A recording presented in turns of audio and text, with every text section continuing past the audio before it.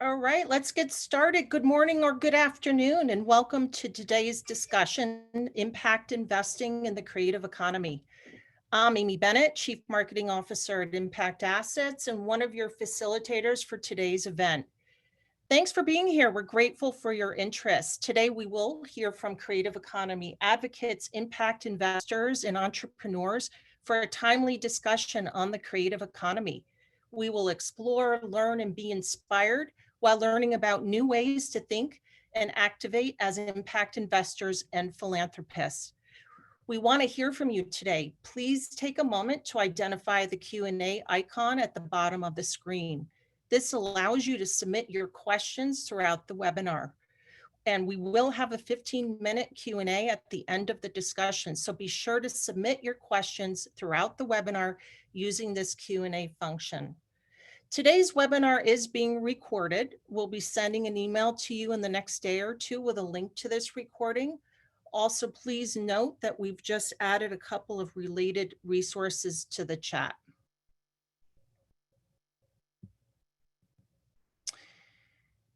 You'll see the disclaimer slide is now up for your reference. We'll take a few seconds here for you to review.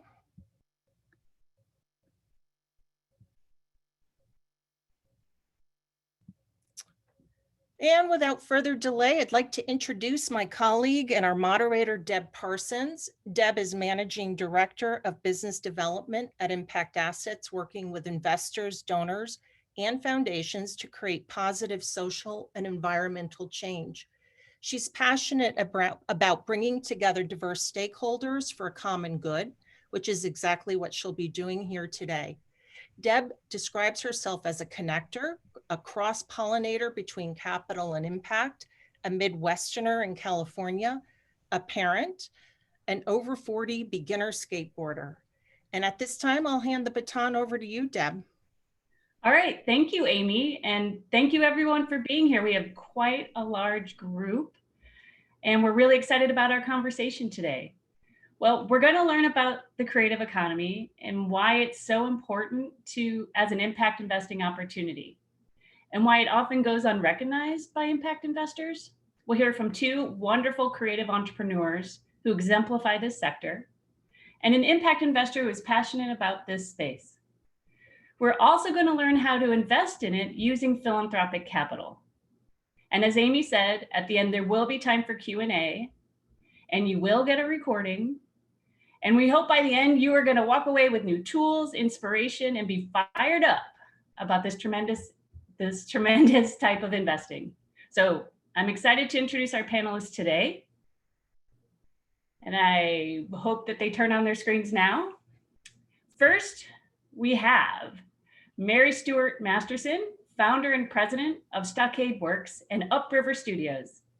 She's a dreamer and a maker of people, places, and things, a mother, a homesteader, director, writer, producer, and founder of 4 companies. Next, we have Patrick Robinson, founder and designer of Paskho. He's a traveler, micro-adventurer, bee and chicken keeper, gardener, inspired cook, and an enduring explorer of the creative process. Next, we have Lorrie Meyercord. She's a co-founder of Conscious Endeavors and an Impact Assets client, an artist, mother, impact investor, and devoted student of life. And last, we have Laura Callanan, founding partner of Upstart Collab. She's our collaborator on this webinar today, and she's a theater major, Wall Street refugee, and a social sector disruptor. I want to welcome all of you to the panel today. We're so happy to have you here. And Laura, I want to ask you to set the stage and define what is the creative economy and why is it hiding in plain sight? Thanks, Deb. Thanks so much to Impact Assets for hosting this conversation today. And since Upstart Collab is disrupting the way that creativity is funded by connecting impact investing to the creative economy, I spend a lot of my time defining impact investing for creatives and a lot of time defining the creative economy for impact investors. So the creative economy is the economy of art and design and culture and heritage and creativity. Now, to talk about this in an investing context, you've got to be focused on business and industries. Already, states and regions around the country define their local creative economy as part of their strategic plan and plan for job growth to understand what the 21st century creative economy can offer in terms of quality jobs. And the industries that each state and region identify as their local creative economy, they really reflect the heritage and culture of that place. So for example, the state of Michigan does not include food in its definition of creative economy, but the state of Louisiana does. And that makes a lot of sense in terms of New Orleans and Creole cooking and that whole cultural background of Louisiana. So you may feel bad for people who live in Michigan, but it makes a lot of sense why food should be part of the creative economy for Louisiana.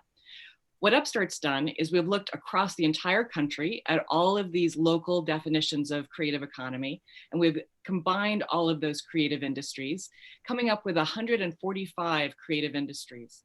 We've organized that around 5 main concepts: ethical fashion, sustainable food, social impact media. These are already 3 areas that impact investors are paying attention. Then we have other creative businesses that don't fall into the food, fashion, and media categories. And lastly, we have creative places, real estate, those spaces where creative work happens and where creative experiences are shared. And I'll just add a quick footnote on food being part of the creative economy, since for impact investors, food and agriculture is such a big category already. So we're not thinking about that whole ecosystem from smallholder farmers and vertical farms and inputs like different kinds of seeds, et cetera. We're focused on where the creative comes into that process and transforms those locally sourced, organic, sustainable raw materials into something new and exciting. So where the organic milk is transformed into cheese, that's where we're focused, where the creative comes into that food process and uses culture and heritage to create a product or an experience. Great, that's a wonderful definition. Thank you, Laura. And before we jump into our conversation today, we want to see who you all are, and we're going to start with 2 poll questions. The first poll question is, are you an investor in the creative economy? So the poll screen should be popped up on your monitor. We'll give it a few seconds.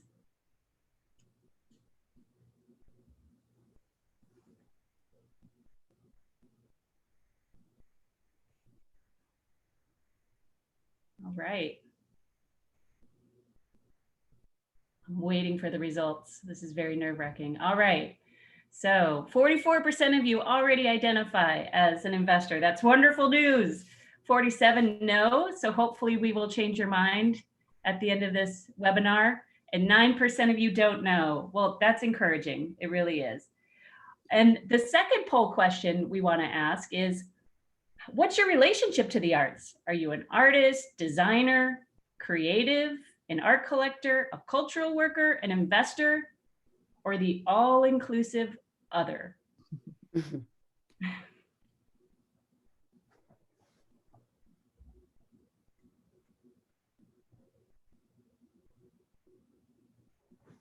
Personally, I don't like labels, so I often choose other.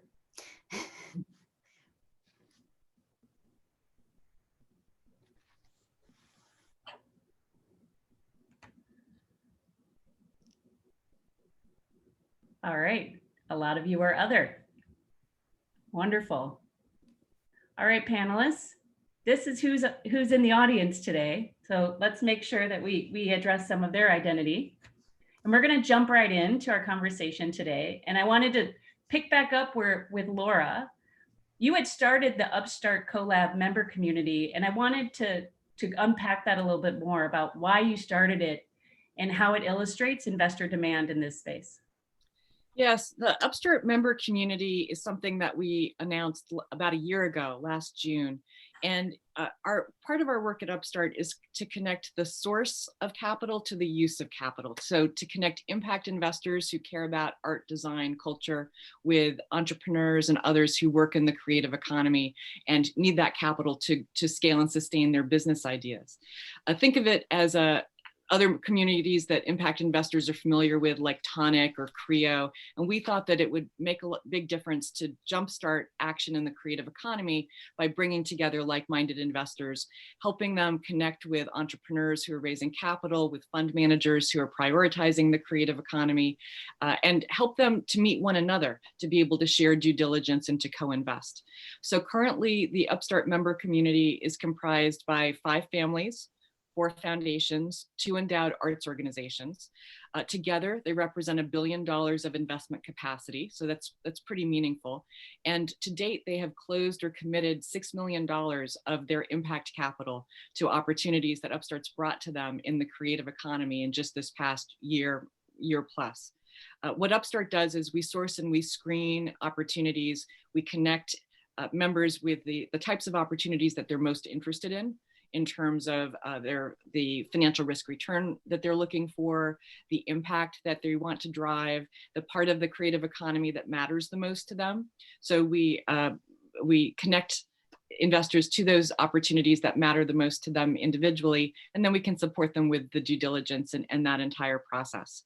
And so happily, our members have been putting money to work, including backing entrepreneurs, Mary Stuart Masterson and Patrick Robinson, who we have on our webinar today. Oh, wonderful. And Lorrie, you're one of the members of the Upstart community.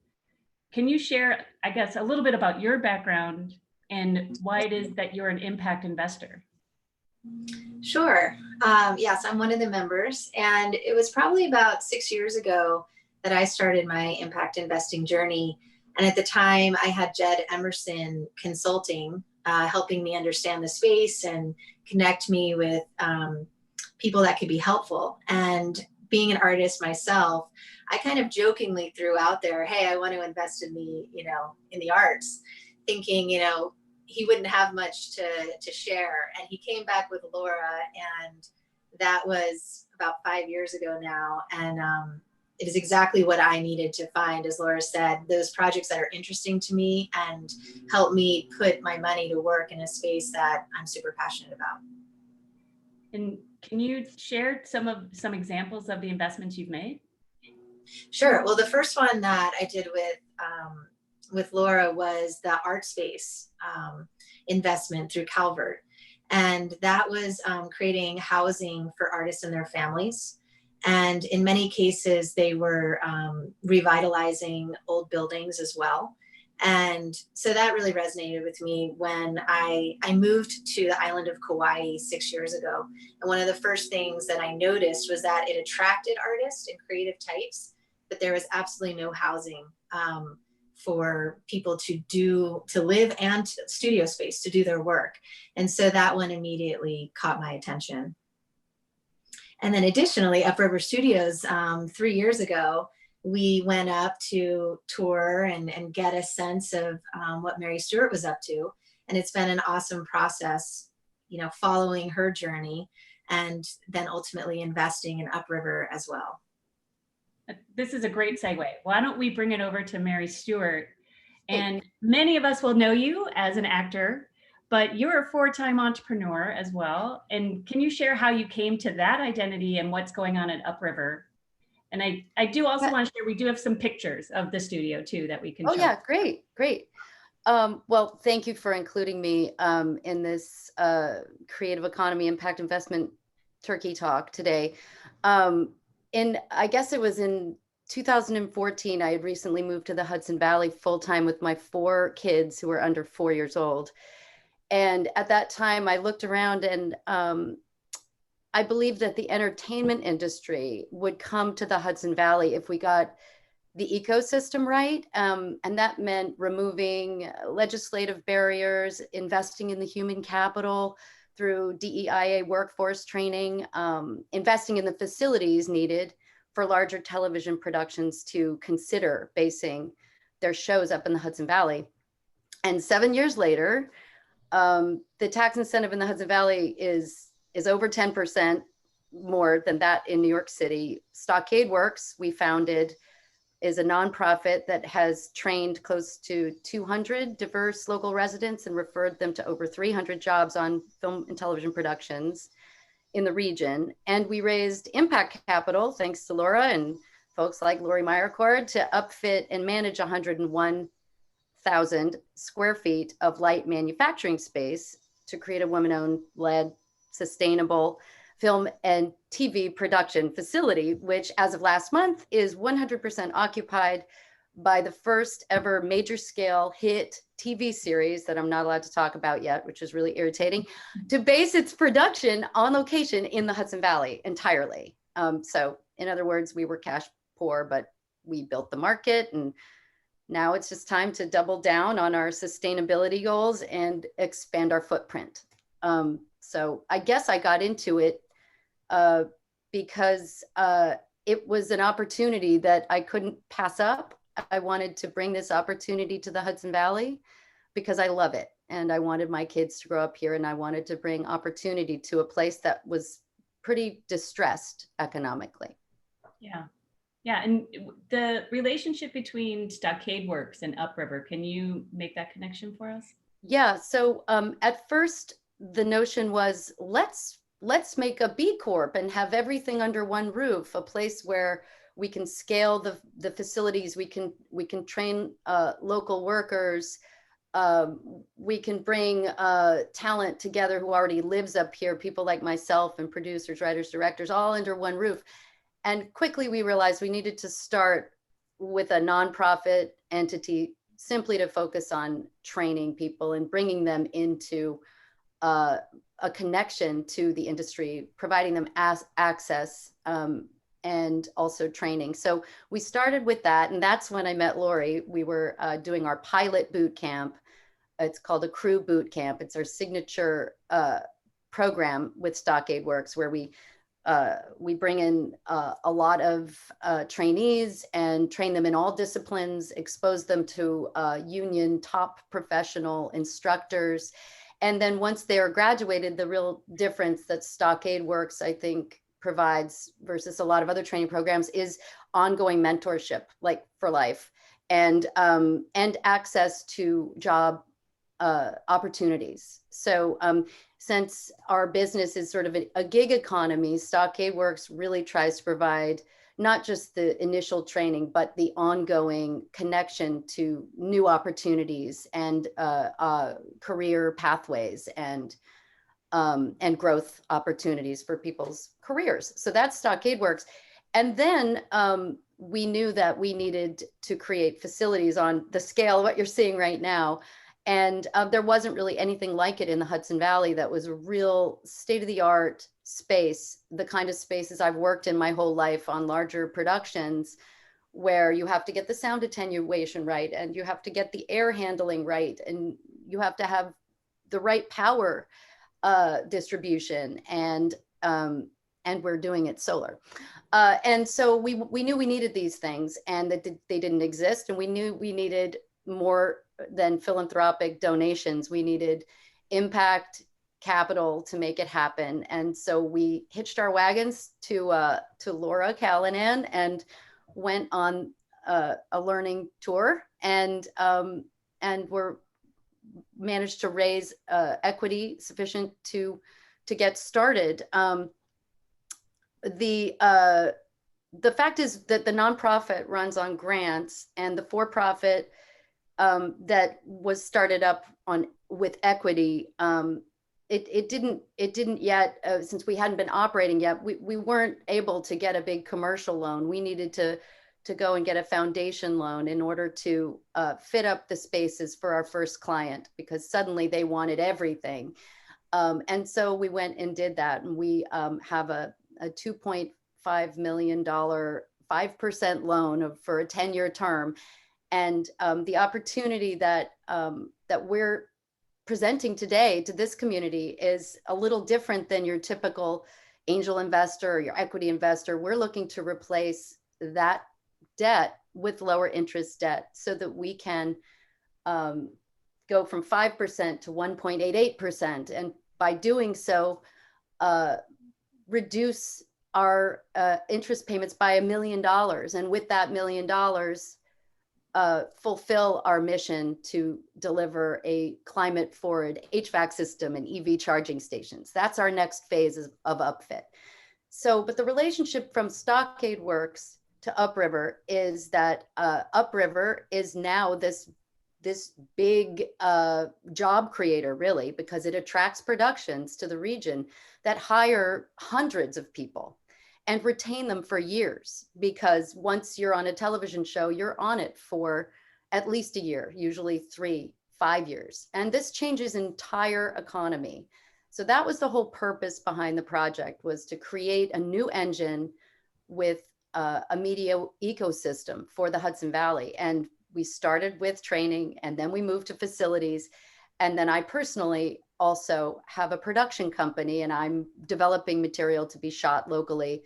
And so that completes the ecosystem, and it's working. It's occupied, and they're hiring Stockade Works trainees right now. Another relationship between the two is that Upriver has hired some Stockade Works trainees, and also refers those trainees to the production that's in-house. They've already hired a few of Stockade Works trainees on that production. And Stockade Works will provide a boot camp for that production and ongoing training and mentorship and support for those trainees on that production and other productions in the region. The other relationship is that you rent a lot of equipment when you film in a soundstage. And that equipment, those equipment vendors are vendors. Upriver will be providing a percentage of its revenue to Stockade Works as a sustaining donor to sustain Stockade Works. So that's where the loop closes. That's wonderful. That's wonderful. I love the job creation piece too. And that is just a great way to segue into Patrick and what you're doing. And I was hoping that you could share a little bit about your journey first, from designer to entrepreneur, and the work that you're doing at Paskho. Yeah, sure. As you can see, today I'm in my Alabama pod, and I'll explain how that's the journey of how I got here. I've been in the fashion space, leading international companies for the last 30 years. I hate to actually say that because it sort of ages me. I'd rather just be 30 years old. But I've run the marketing and creative and design and the production of companies from the Gap to Giorgio Armani and many in between. And I reached a point about 7 years ago where I found that my values and my virtues weren't matching the work I was doing. And being in the fashion space, a huge polluter in the world for the environment, not a great job builder in America. Most of the fashion has been one of the biggest sectors that's offshored all of its manufacturing out of the US. And I decided to actually start Paskho, which was an e-commerce brand, and really went after talking about the environment and started the brand from everything that we could possibly do, because I had so much experience and had seen so much of the things I was responsible for, leading international teams of the waste of textile manufacturing, where we were putting products across the world, and some of the hurt that you were seeing, not only in America, as you saw jobs that were being taken that were offshored, but actually some of the pain that you were seeing in the countries that we were actually onshoring those jobs into. So I decided that I was really going to have this conversation around that with this brand and have it with consumer, and it worked. The consumer actually, we took off and had a really exciting, as you call it, scale, right? We started scaling super quick with this brand. We get, I kept having this conversation with my team and with myself, and deeply with myself, which was all the knowledge and the skills that I have and that I was hiring into my team. We were still manufacturing our products overseas, and we were having this amazing conversation about the environment and the social conversation we were having with the factories that we were using overseas, because they were all doing the right thing with the way that they were producing clothes and manufacturing those clothes and the way they were treating their employees. But when you started seeing during COVID, and you started seeing, for me, it was food lines, and started seeing factory after factory, the last factories in America start to close. It just broke my heart, and there's no other way to say it. And I knew that I have the skills and the knowledge that I can make a change. And we did it. Last July, we basically came up with a new platform and transformed the whole business into a new model, which is quickly what you're seeing behind me now. And we have the same thing that we replicate in New York, and we're about to replicate in 2 other pods across America, and we're going to keep doing that, which is we decided to actually use technology the right way and to look at communities that were losing jobs or had no job creation, and start taking the skilled craftspeople that had lost their employment from the manufacturing space, and re-employing them in their community and letting them self-manage themselves. So this is the ultimate spot for it. This is Gee's Bend, Alabama, an amazing, noble community of quilters. It's famous for its quilt making. And we came to this community because there hadn't been job creation in this community since 1965, if you can imagine. And there's all these amazing skilled makers here, as we call them. So we came here, and in their community, where this is like literally where people live, they're 5 minutes, 2 minutes away. Some people can come across the street. And we put these pods, as we call them, into their community. And it does multiple things to actually help start revitalizing that community. But the main one right now is we're creating jobs. And this pod has over 15 people who have started in it, with a support staff of another 5. We created another warehouse.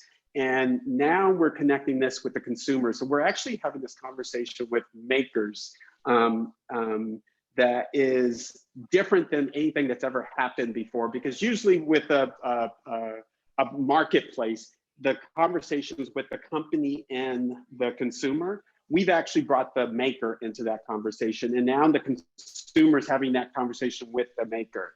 They understand where the products are coming from, who's making their products. And it's almost like the farm to table movement. The consumer's completely excited about it. The consumer has completely engaged with this idea.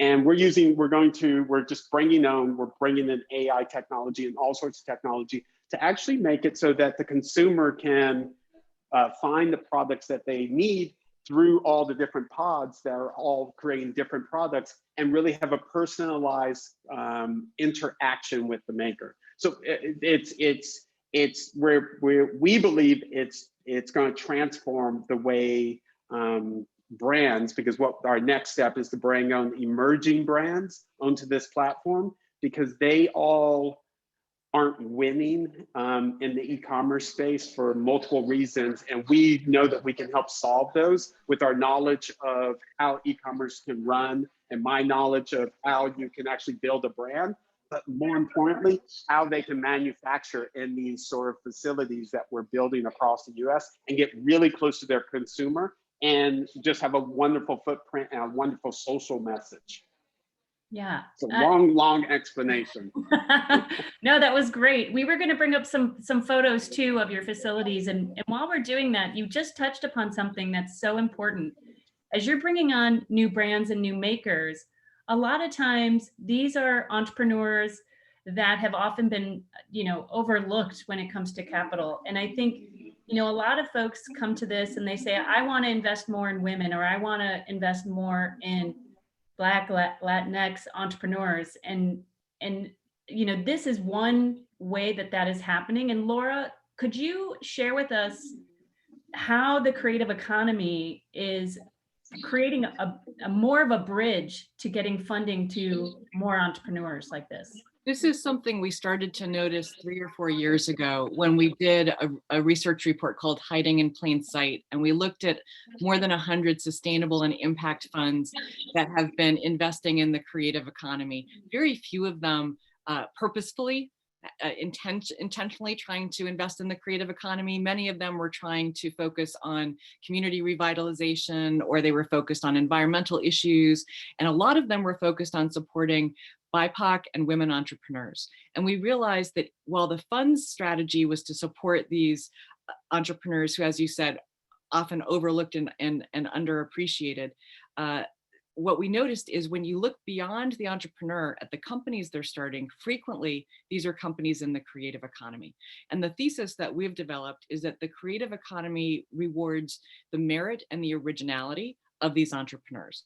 So by our count, more than 35% of the women-led businesses in the United States and more than 38% of the BIPOC-led businesses in the United States are in the creative economy. And it just shows impact investors who are thinking about gender lens investing, inclusion lens investing, that the creative economy can be a very rich industry area to focus on to achieve those impact priorities. That's great. Thanks, Laura, for that. And I think a lot of us want to know that you both have these great stories, really rich DNA in your business models for both community development and job creation. As you're raising capital, because that's what this is all about, what kind of investors are you looking for that align with the values that you both have discussed today? And either of you can chime in. Oh my gosh.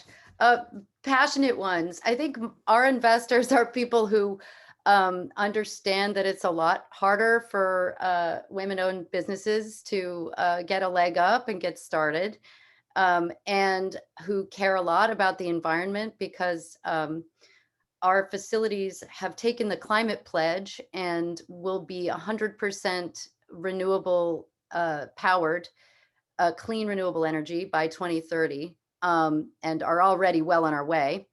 And so our investor cares a lot about that and understands that those climate forward technologies are sometimes more expensive and require grants and require a little extra lift. And also just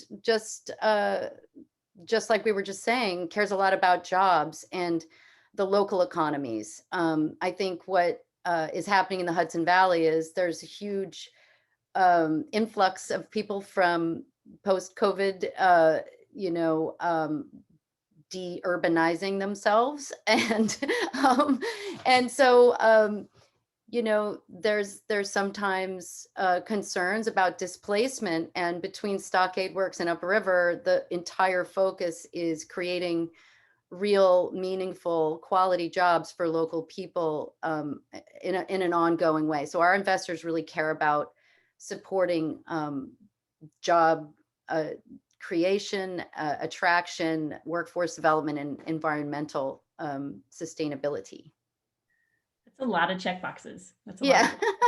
That's great. I failed to say that the lens for all of this is diversity, equity, inclusion, and accessibility. That's actually really at the, in terms of who the communities that we're reaching into and seek to serve is underemployed, historically, people who have had barriers to entry to the entertainment business, women, people of color, and people just who didn't know that the industry was for them, who may have transferable skills. So we love BOCES and vocational schools and community colleges and high school graduates.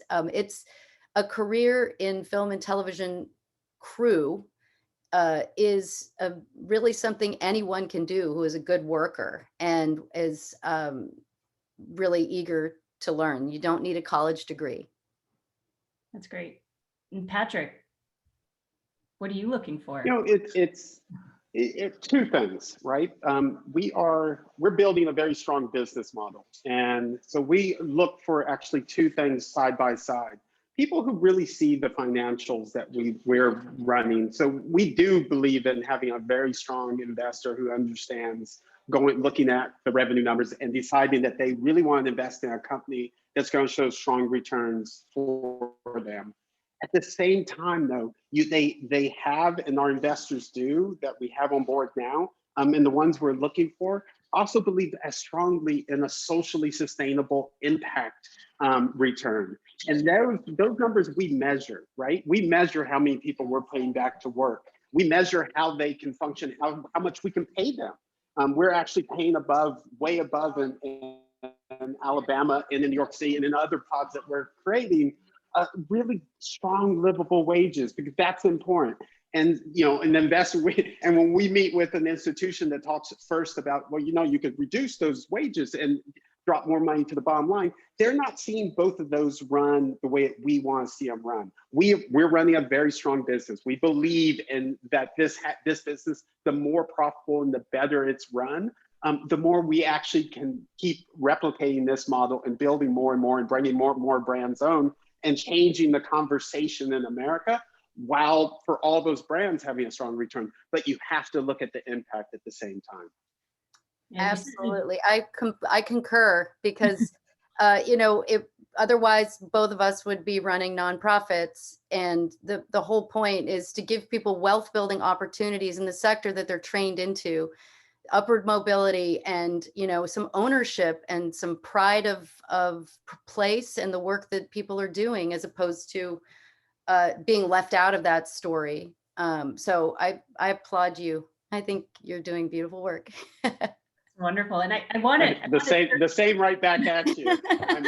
I live in the Hudson Valley. I live in the Hudson Valley, and so I'm a huge admirer of you and what you're doing. That's wonderful. Thank you. We could invest in each other's company and just be yes. I wanted to turn the question around impact and looking at what the impact is from an investor perspective. And Lorrie, as you were looking at Upriver and some of your other investments, how did impact come to be in your evaluation of the investment? And once you've made the investment, is there anything that you're looking for from your investee? Are you looking for reporting? Are you looking for a metric, or is it just enough that their business model contains these elements? Yeah, when I started on this journey, I kind of went from not having extra wealth to invest to with an IPO, an overnight abundance, and found myself as an acupuncturist and young mom stewarding wealth, and went to SOCAP, the conference for social impact investing, and it just clicked. It was like, why would I not want my investments to reflect my values? That seemed obvious. So, I'm 100%, part of the 100% network, which is a group of people who have made the pledge that 100% of their portfolio go towards impact. So I'm always looking for impact. And in terms of what I would want from the investee, we're just blessed to have amazing entrepreneurs that are available for catch-ups and check-ins and site visits. Maybe it's rare, but we're just really lucky, to have been able to go up and spend time and be on site, seeing the people being trained, looking at the buildings that are going to come to be one day, see the plans. It's a very collaborative experience. So we're very lucky. Yeah. And to Mary, Stuart, and Patrick, Lorrie's wonderful, right? She's not saying, I want an impact report, but have you had any of that type of investor where beyond your typical financial reporting back to your investor, are they asking for anything else? Well, we have 3 investors so far, so we don't have a big crew. So not yet, but we're also working towards B Corp certification. So all of the capturing of all of this data is ongoing, and we're still so newly opened, newly operating, that we haven't reached that period yet, but we certainly will. And we want to keep up with that reporting, because it's the sort of thing, if you don't, then you kick yourself, because you need to keep up with it, Right. So we've taken PRIs from foundations. We have impact investors. We have Graduate Railroad, which is an amazing organization, and both the founders are investors with us.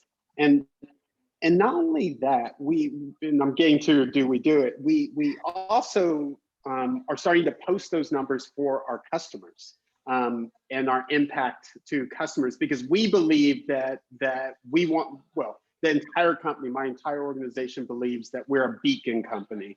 And that's what we're striving for, that we want others to watch us and follow us as we do the work that we're doing, that you can actually make change and make money, and that you can have those measurements side by side.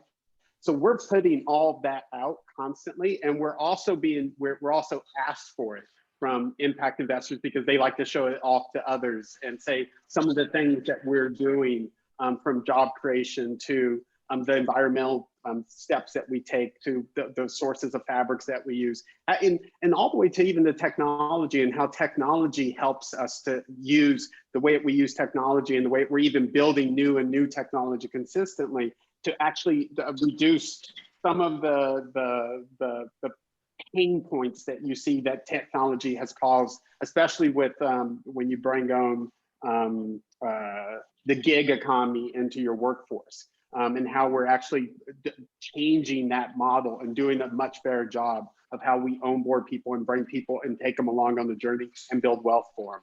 So I could go on and on, but yes, it's really important, but it has to be transparent, I believe, for everyone. Right, right. I think what's wonderful about the B Corp certification too, with what Mary Stuart is working towards, is it's already baked in to the framework, and it's not additional and ad hoc to an investor needs. And ideally, it covers all the bases when you are communicating out all your impacts. Yeah, Laura, there's so many great tools with that too, and checklists, and it's very easy to realize, oops, there's one, there's a big one. When you're a scrappy startup, it's good to be aiming for it from the beginning, because you can build it into everything about how you treat your workers, how you compensate them, how distributions are made, all of it. That's the worker piece of it, and then there's the environmental piece of it, and the jobs piece of it. There's so many aspects to it. They're really good tools. I totally agree. It sets a wonderful blueprint as you are building and scaling your organization. Yeah. And I was thinking, Laura, there's probably a lot of misconceptions about these kind of deals. And could you, I'm sure you have many examples, but can you share what some of the common investor misconceptions are about these type of deals? Yeah, I've had some very hilarious conversations when I talk about, well, we're building the field for impact investing in the creative economy. So questions like, why is buying a Picasso painting an impact investment? No, that's not what we're talking about. How can you invest in a ballerina? No, that's not what we're talking about. I would say the biggest myth or misperception is just a lack of awareness that the creative economy exists in terms of a focus for impact investing. In the United States, especially because so much of arts and culture is backed through philanthropy, there's a notion that somehow there aren't investable businesses, which obviously, since there's Hollywood and there's the music industry and there's the fashion industry, we know that that's not true. And this is why the vocabulary becomes so important, because if you use vocabulary like arts and culture, people assume that it's a nonprofit and that it's not possible to make an investment and to receive a return on your investment. Even though we know that there are these big creative industries and that the United States is a leader globally in exporting our creativity and culture in so many ways. So part of what Upstart's role has been is simply to make these opportunities visible. Since the creative economy is 5% of the US economy, and soon to be 10% of the global economy, that's an awful lot to overlook if you're searching for the best opportunities as an impact investor.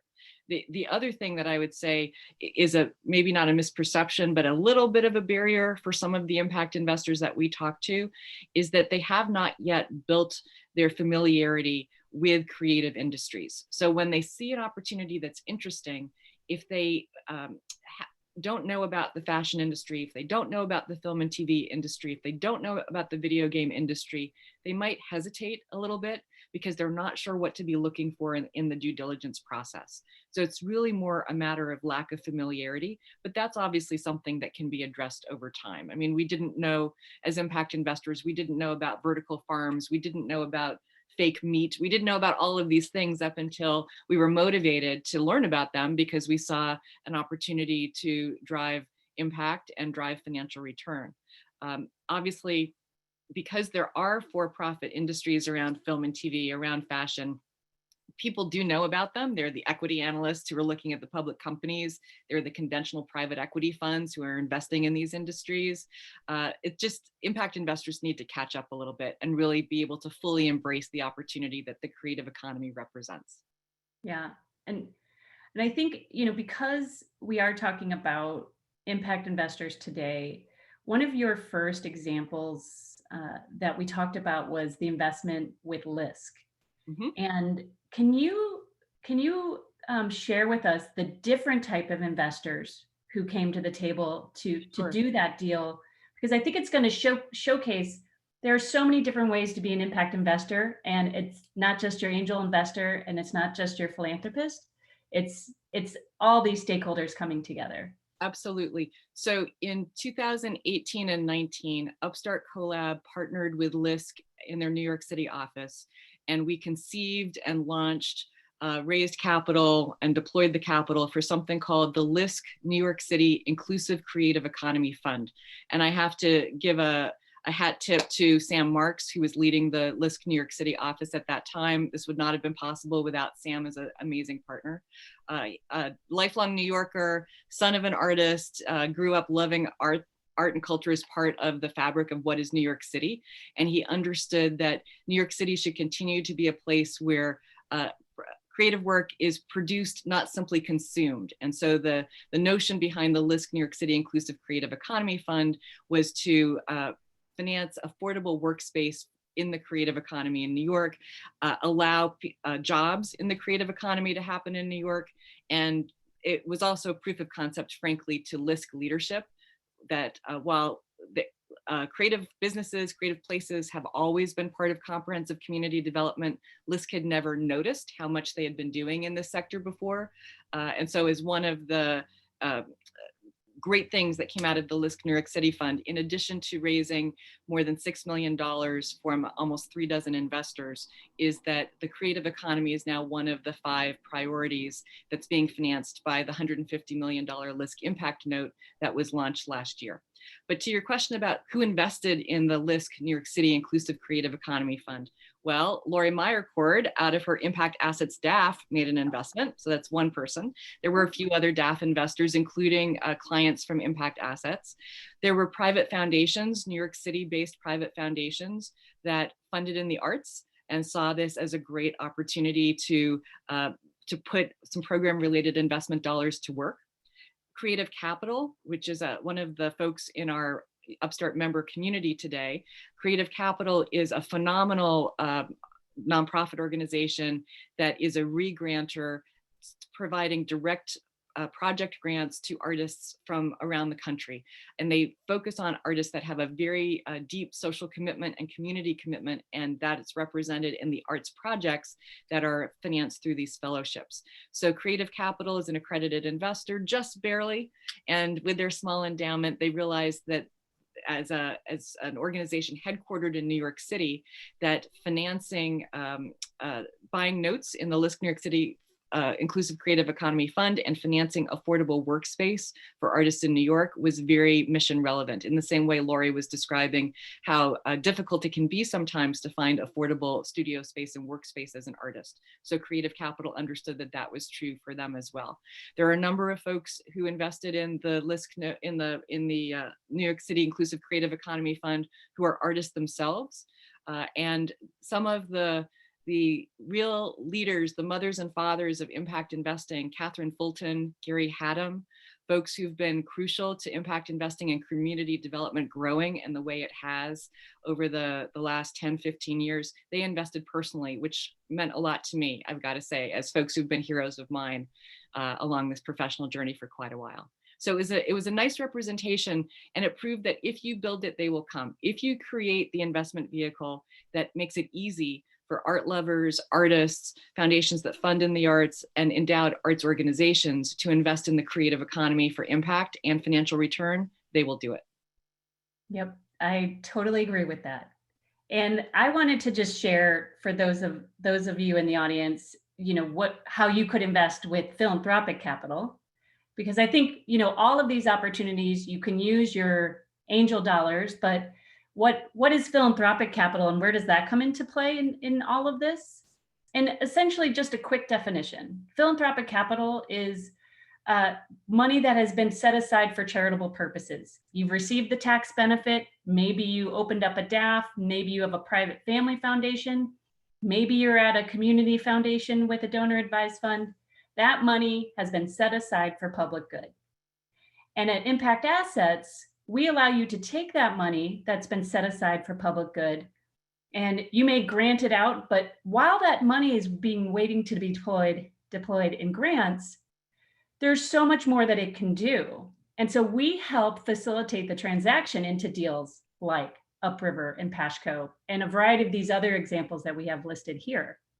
So when there is a potential return back, that goes back into your donor advised fund to do good again. So it's recycling the capital and keeping this engine of growth in perpetuity for the future.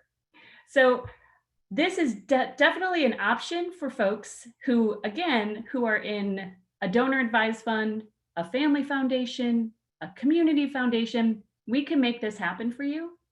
And it definitely is a partner in helping these type of companies grow. Because when philanthropic capital comes to the table, it showcases that this is a viable deal and it attracts more investors. So I want to just introduce this concept to folks so that you know it's on the table alongside your traditional investing that you can do in these companies. Now, before we go into Q&A, I just in case people didn't know, this webinar today is actually going to 15 minutes after the hour. And I know some of you are going to have to drop off at the top of the hour. But first I wanted to share, we wanted to look at that first question, that first poll question that we asked at the beginning. Are you an investor in the creative economy? And I'm hoping that with some of these that you learned today, maybe the needles have moved a little bit. So we'll pull up that poll and see how that might change. And while that's coming up, oh, there it is. Okay. So yes, no, still don't know. And we'll wait and see what the results are. I'm hoping some of the don't knows go into, yes, I'm going to be an investor in the creative economy. All right, drum roll. All right, so still don't know, decreased from 9% to 7%. So that's something, people. And yes, increased from 44% to 66%. This is great data. This is great data. Good for you all. This is awesome. What a wonderful poll result. I'll take that. Okay.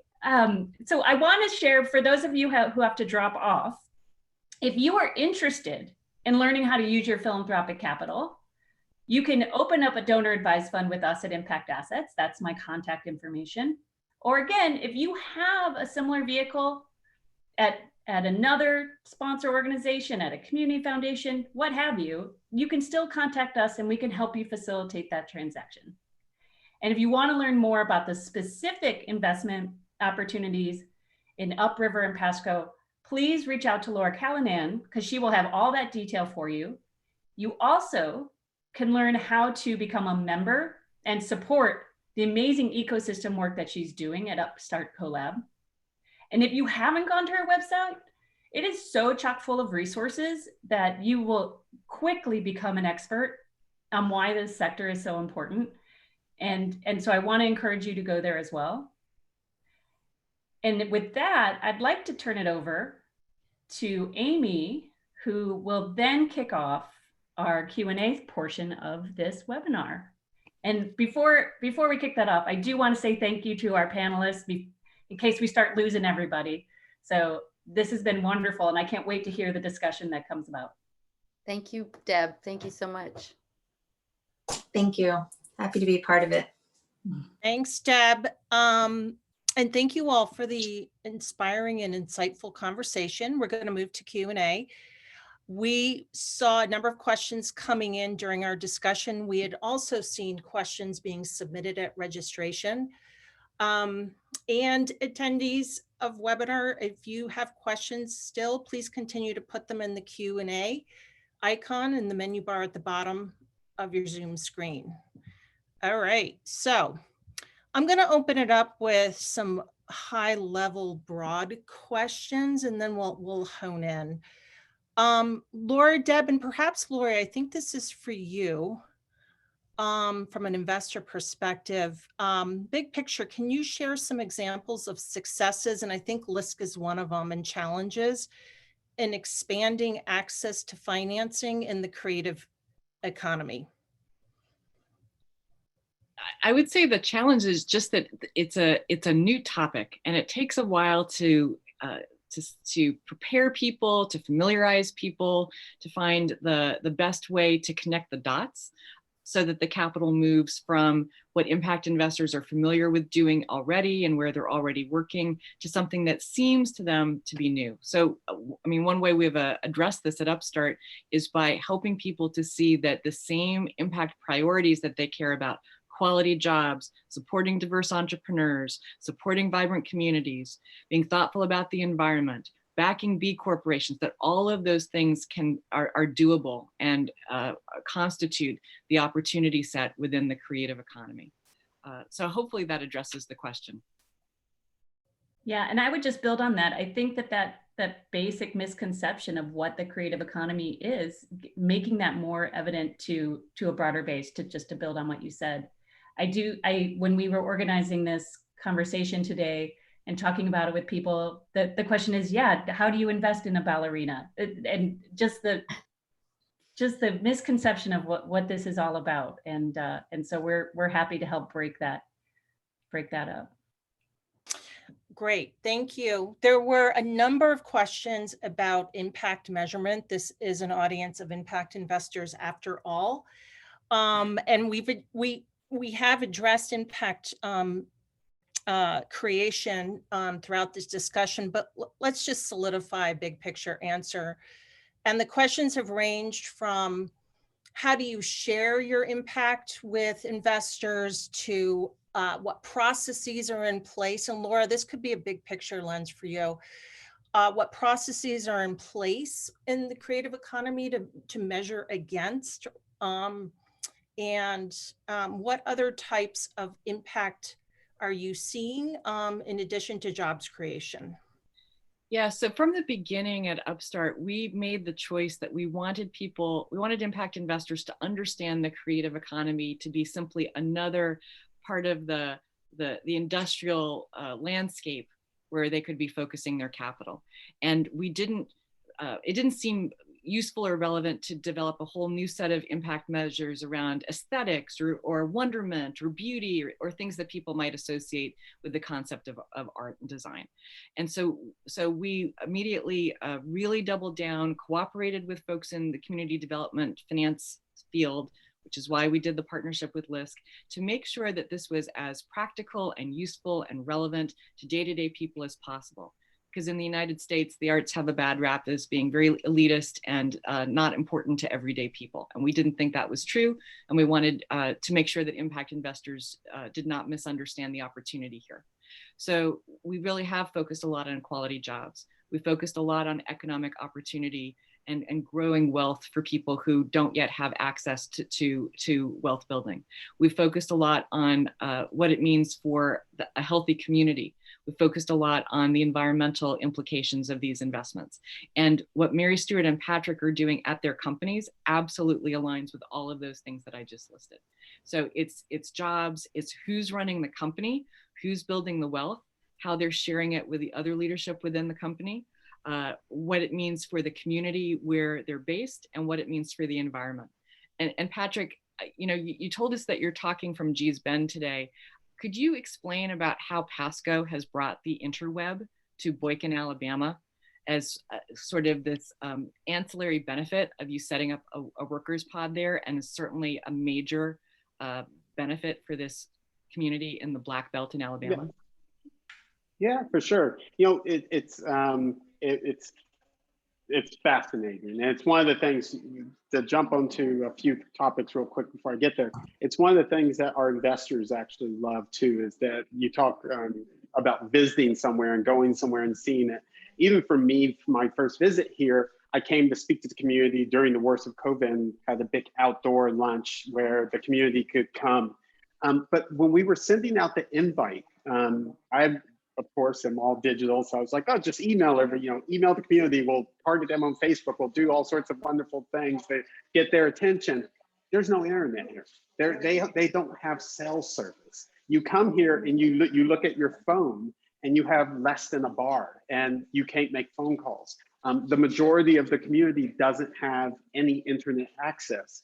So you have schools in this. It's a community. You have schools in this area and kids going to school. And one of the women who came to our lunch that I was having outdoors said to me that she was a school teacher. And I asked, well, how are the kids studying? And she basically said that they had to hand out work and just hope that the kids were doing it at home because there was no way to connect with them during COVID when school wasn't allowed. What we did when we've taken over 2 buildings in this community, one that you're seeing them in, which is our sewing facility, our pod where all the makers, they own it. This is their building. And our other one is our warehousing and distribution, because everything we make here gets shipped out here for our carbon footprint. We had to drop satellite dishes on both of these buildings.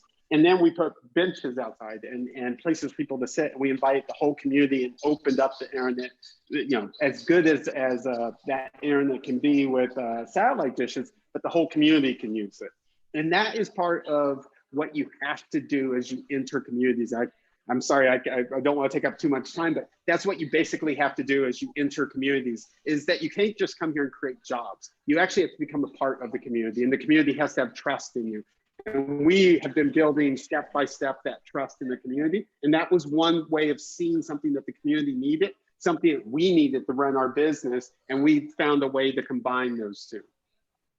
And so, Amy, that's the kind of generosity and natural community orientation that we see in all of the creative entrepreneurs that we work with. And I wanted Patrick to share that story because it may not be the sort of impact metric that the investor knows to ask for on day one, but it's the sort of unique story that creatives can share in terms of what they're doing in their businesses.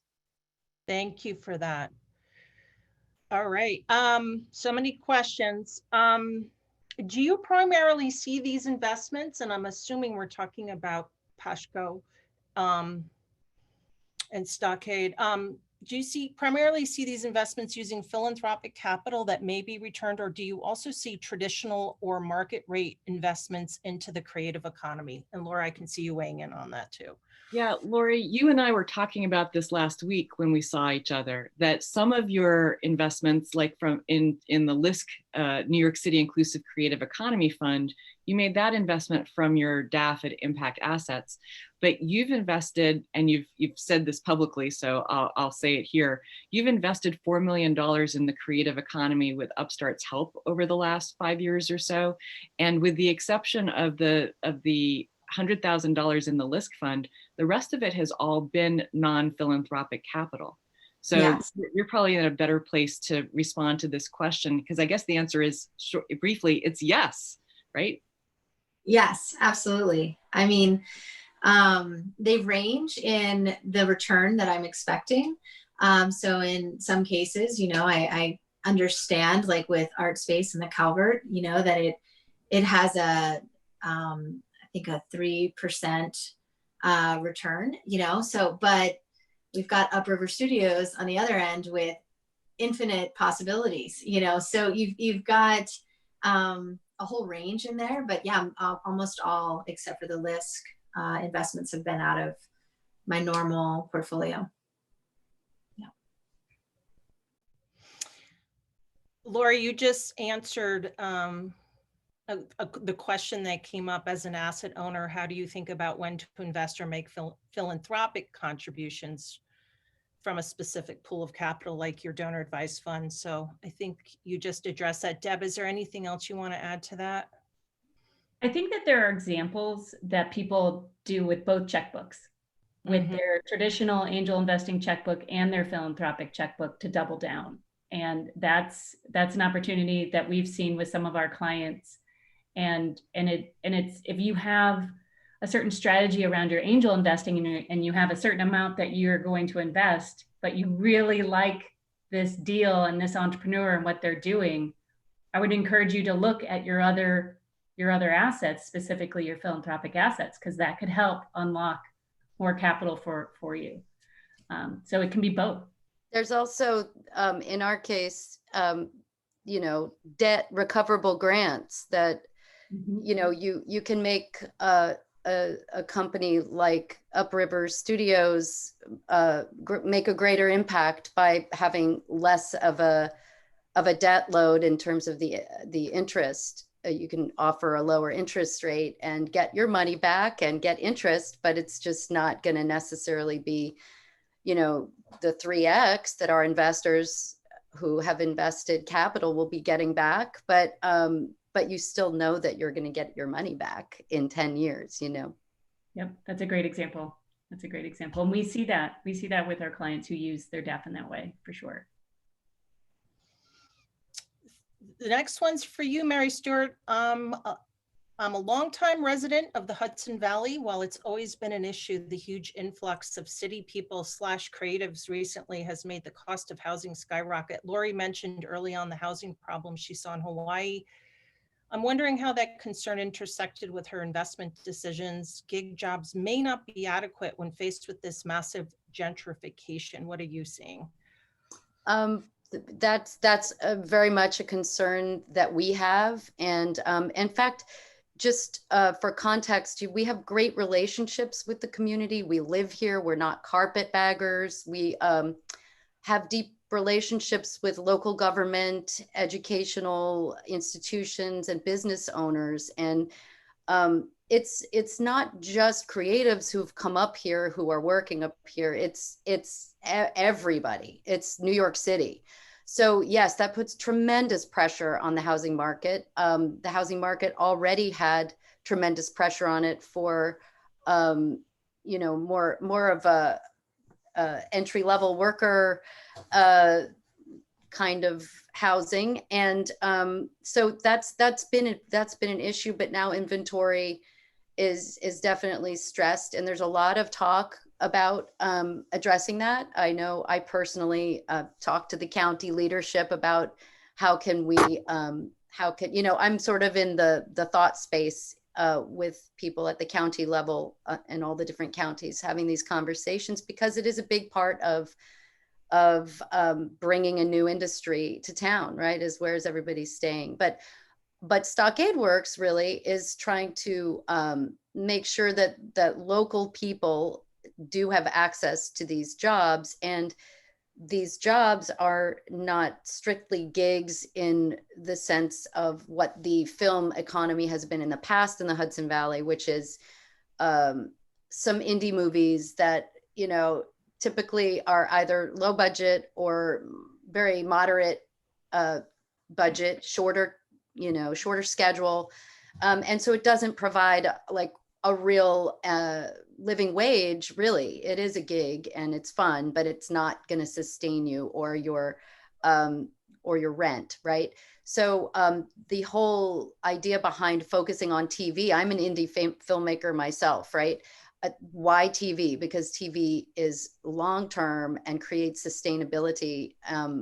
And that's why we focused on it. And we've actually hit a home run our first year with a major TV show that will be there for 3 years and hire people for many years and give them more than the gig economy would otherwise indicate. for a wage. And a lot of people will also have opportunities to join the union, and that means, you know, benefits. So though you're correct, maybe in past years, what's about to happen is sort of a sea change for at least the film and television industry. That's not the only industry that needs that housing that you're speaking of. But what's happening is Hollywood is on to us now. Within 2 weeks of signing this massive contract, everybody started circling, and there's a lot of interest in Upriver expanding, and for which we are raising up to $20 million of impact capital for expansion. And the reason why we want to do that is we're the ones who know that we're going to invest in the human capital in the region, and we have deep respect and trust from the community that we serve.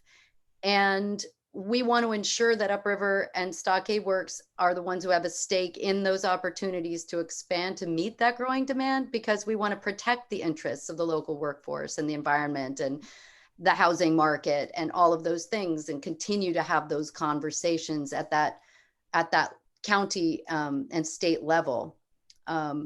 So that I don't know if that addresses the question exactly, but it's a real issue. And the biggest driver of the economy up here since IBM left, after the manufacturing base left, has really been tourism.